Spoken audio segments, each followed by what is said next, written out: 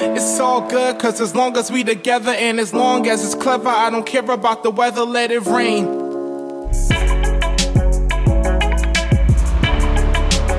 It's gorgeous.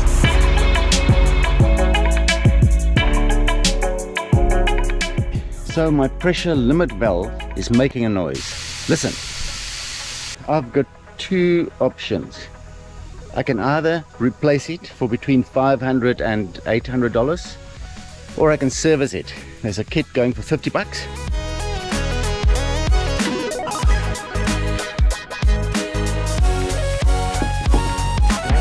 Somebody painting the inside of this, so I made myself a couple of wheels on here, so in order to, you know, spread it around on the inside. Well, we've just started and we come to a dead end. This is the right piece that goes in there. It fits in like that, and then it's just held in place with this clip. I think, and they didn't have this piece, so they made something up and then used this piece of rubbish to hold it in. Bloody hell.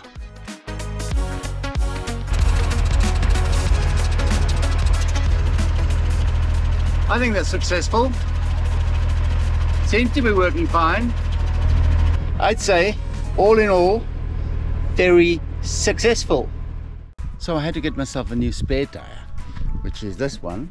But the problem is, if I kill another tire, which hopefully I will never ever do again, then I need to be able to get that tire on and off. So what I got to do, I've got to put it on a crane.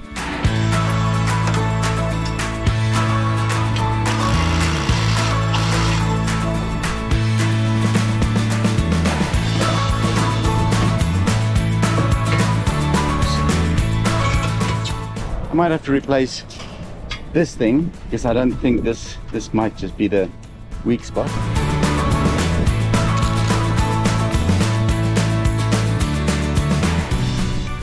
That was not easy. That was a lot of hard work. I went driving with mates of mine. We were going to the back of the Blue Mountains, and as we got into the rough stuff, I lost all electrics, everything. The motor was running, luckily, because these trucks can run without electrics. As long as the motor's going, it'll go. So I just turned around, because it was, I mean, if I got stuck, I could use my winches, because all my winches are electric. If I stall the track, then I would have to be pulled out. So it was a bit dicey. So I decided to turn around and drove home without lights. Luckily, I had these little safety lights that I carry in my truck. They've got magnets. I stuck them on the back of the truck. It was scary as hell. And so what's happened now is Jack's loaned me his generator. So these trucks have got a generator, they don't have an alternator. I don't know why that is. Some people say it's because if there's one of those bombs that kill off electronics, that the generator will survive it but an alternator won't. I don't know. Some say that you can actually weld with this generator. I don't know about that. If you know why there's a generator instead of an alternator in this truck, please put it in the comments below. I would love to know. Okay, started. Electrics, I've got power. Let's go check out what it looks like inside there.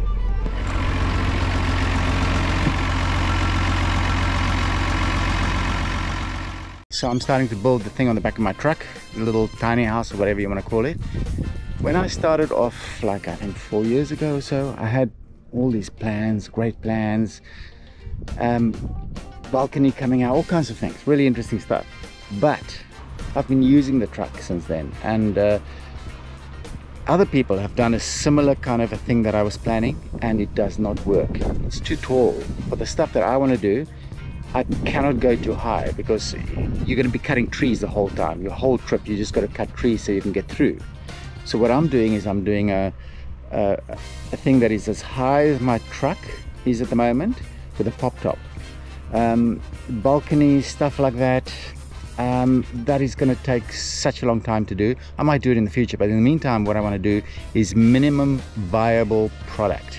So I want to build a minimum box so that I can get out there and just enjoy, and then slowly I can, you know, improve it, make it bigger, you know, do other stuff with it. So this is what I've got at the moment. So I've just finished the tire whatever, rack, whatever. I'm going to make another one because I've got 2 spare tires, but one for the time being is fine. So this is quite tricky. So this is the first time. Got to be careful. I mean, I've completely over engineered the whole bloody thing. It's like made from really thick steel, but you never know. So I've got to be careful winching this up. This is also the first time I'm winching it, so I've got to, you know, just make sure I don't die in the process. You understand what I'm saying?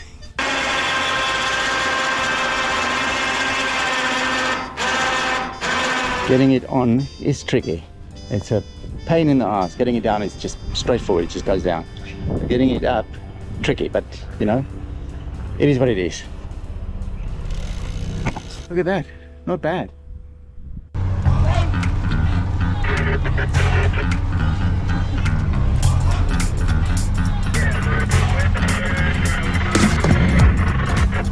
So we're doing a leisurely drive, mainly just to check how things work. It's not going to be a major drive.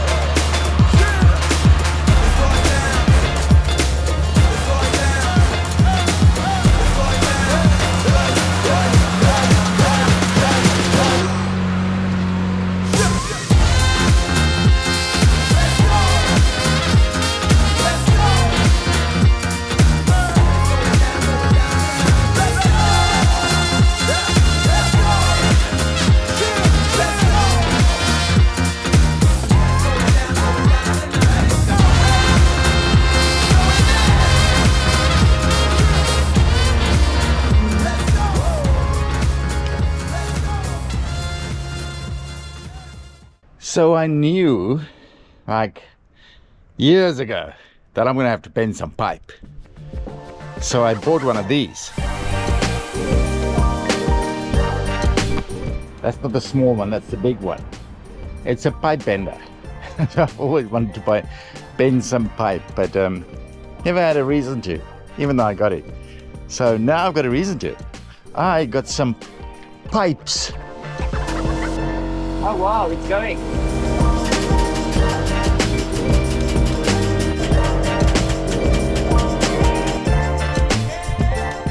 I'd say that's a success. That's the end result, because I've been hitting trees with that corner. So hopefully that brush guard, that pipe, will just, you know, move it along so it just slides past, I think. But yeah, I think it'll work.